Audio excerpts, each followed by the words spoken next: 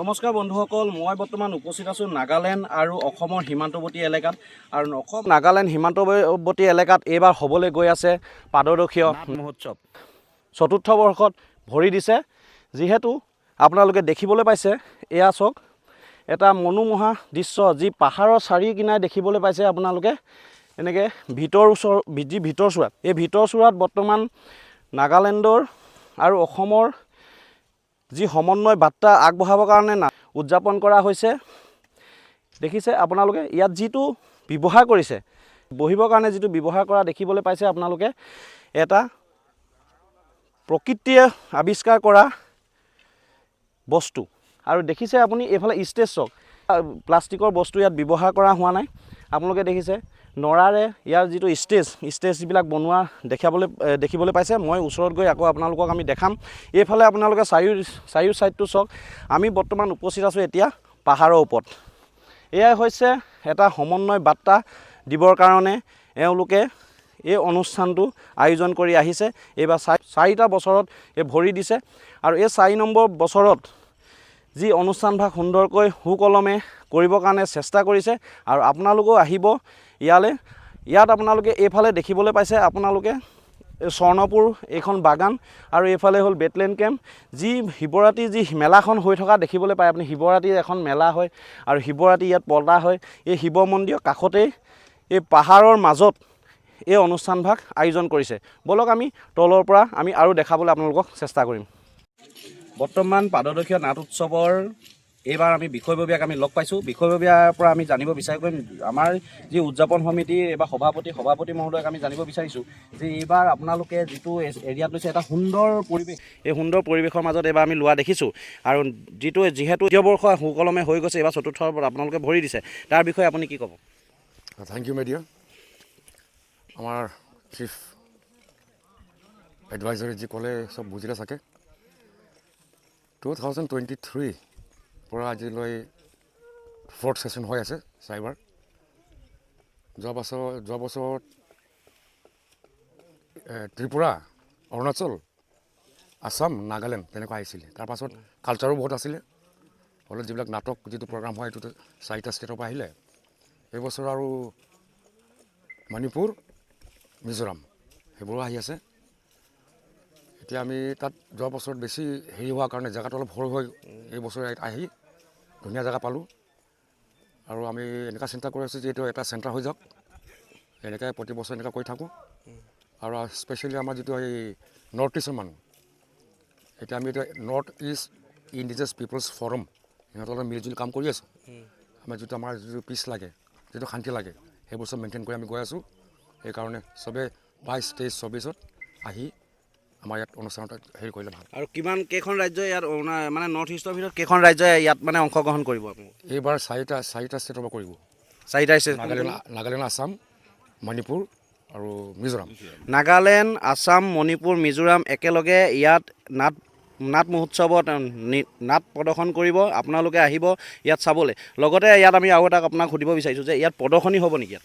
ইয়াত আমাৰ কালচাৰ যিটো কয়, কালচাৰো হ'ব। নহয়, যিটো প্ৰদৰ্শনী, যিটো আমাৰ মেলা, যিটো বাণিজ্যিক মেলা, মানে দোকান বজাৰ এনেকুৱা। এইটো আমাৰ মেলাটো হ'বই। হ'লেও এইটো জেগাটো অলপ সৰু কাৰণে আমি বেলেগ জেগাত দিছোঁ। তাতো আমাৰ এইটো যিটো মেলা হয় এইটো হ'ব। আৰু তাত পাৰ্কিং এইবোৰ চব তাত বেলেগ থাকিব। নহ'লে ইয়াত আনিলে আৰু দিগদাৰ হৈ যায়, বেলেগ জেগাত দিনৰ পৰা ৰাতি কিমান টাইমলৈকে? এইটো ৰাতি নাথাকে আমাৰ। দিনত আমাৰ প্ৰগ্ৰামটোৱে 10-11 পৰা আৰম্ভ কৰি 5-6টাত শেষ হৈ যাব।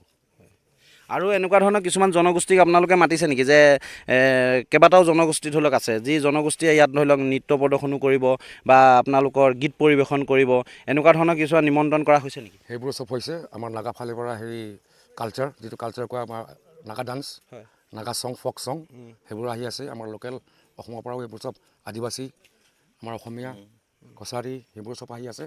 সেইকাৰণে এইবাৰ ভাল যেন লাগিছে। চবেই আশা কৰোঁ ভাল হ'ব বুলি।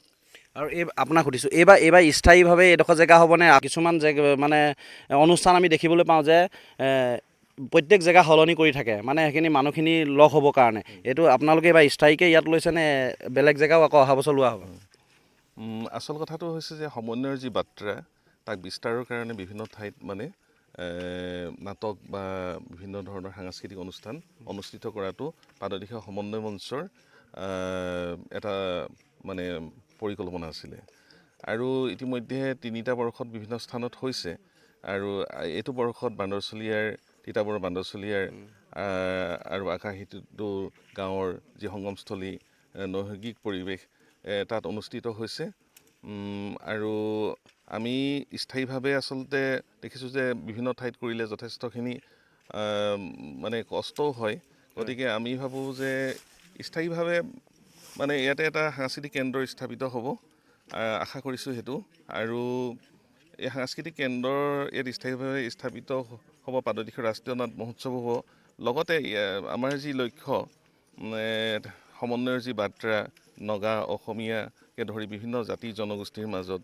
সমন্বয়ৰ যি বাৰ্তা সেই বাৰ্তা বিস্তাৰ কৰিবৰ কাৰণে প্ৰজন্মৰ পিছত প্ৰজন্মলৈ গৈ থাকিবৰ কাৰণে আমি বিভিন্ন ঠাইতো অন্যান্য প্ৰগ্ৰেম কিছুমান অন্যান্য কাৰ্যসূচী কিছুমান নাট বা অন্যান্য সাংস্কৃতিকমূলক কাৰ্যসূচী কিছুমান লোৱাৰ চিন্তা কৰিছোঁ মানে ধন্যবাদ।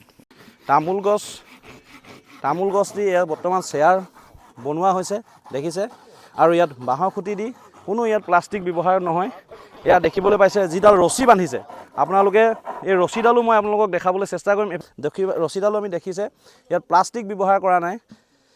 ইয়াত গছৰ লতা যি গছৰ লতাৰে দি ব্যৱহাৰ কৰিছে আৰু আপোনালোকে এইফালে হ'ল আপোনাৰ ষ্টেজ যিটো ষ্টেজ বনাই থকা হয় দেখিবলৈ পাইছে আপোনালোকে মাটিৰ ব্যৱহাৰ কৰিছে।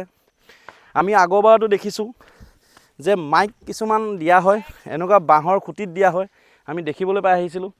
এয়া হ'ল মাটিৰ যিটো ষ্টেজ এয়া নৰাই দিয়ে বনাই থকা হৈছে আপোনালোকে দেখিছে। এয়া এইখন নৰাই দি এতিয়া বেৰখন বনাই দিয়া হৈছে। কোনো ইয়াত স্ক্ৰীণ দিয়া নাই। স্ক্ৰীণ নিদিয়াকৈ প্ৰকৃতিৰ যি প্ৰকৃতি বস্তু ইয়াত ব্যৱহাৰ কৰিছে পাদদেশীয়া নাট উৎসৱ। এই মঞ্চতে বৰ্তমান এই মঞ্চতে কেইবাখনো ৰাজ্যই নাট প্ৰদৰ্শন কৰিব। জানিবলৈ পাইছোঁ যে মণিপুৰ মিজোৰাম নাগালেণ্ড অসম গোটেইকেইখন ৰাজ্যই ইয়াত আহি পানি গোটেইখন ৰাজ্যৰ পৰা ইয়াত আহি পানি নাট প্ৰদৰ্শন কৰিব আৰু সকলো ৰাইজকে মই ইয়াৰ পৰা নিমন্ত্ৰণ জনাইছোঁ যে আপোনালোকে আহি উপভোগ কৰিব পাৰিব। আমি কোনো নাগালেণ্ড গৈ আপুনি নগা নাটক চাব নালাগে, মিজোৰাম গৈ আপুনি মিজোৰামৰ নাটক চাব নালাগে, কিন্তু আপোনালোকে এতিয়া ইয়াতে সেই নাটককেইখন উপভোগ কৰিবলৈ পাব। অকল নাটকেই নহয় ইয়াৰ গীত নৃত্য সকলো ইয়াত প্ৰদৰ্শন হ'ব। এয়া আপোনালোকে দেখিছে বৰ্তমান মই ইয়াৰ পাহাৰৰ মাজত থকা লেখীয়া এটা পৰিৱেশ আপোনালোকে দেখিবলৈ পাব। এই দেখিছে আপোনালোকে এইফালে এটা পাহাৰ চফা কৰি থকা হৈছে যি চেলফি পইণ্টৰ কাৰণে এই ব্যৱহাৰ কৰিছে। আপোনালোকে আহিব এটা সুন্দৰ পৰিৱেশ আৰু ইয়াৰ মই আপোনালোকে যিটো এড্ৰেছটো মই আপোনালোকক দিব বিচাৰিছোঁ। কিতাপৰ ফালৰ পৰা আহে আপোনালোকে বান্দৰচলীয়াৰ পৰা টাউনৰ সোঁহাতে আপোনালোকে ঘূৰিব এটা বেটলেণ্ড কেম্প পাব। বেটলেণ্ড কেম্পৰ কাষেদি আহি যি পাহাৰলৈ আহিছে সেই পাহাৰলৈ অহা যি শিৱ মন্দিৰলৈ যিসকল আহিছে তেওঁলোকে নিশ্চয় চিনি পাব। শিৱ মন্দিৰৰ কাষতেই এই অনুষ্ঠানভাগ এইবাৰ আয়োজন কৰিছে আৰু আপোনালোকে ইয়াত আহি সহায় সহযোগ আগবঢ়াব পাদদেশীয় নাট মহোৎসৱত। ধন্যবাদ। জয় আই অসম।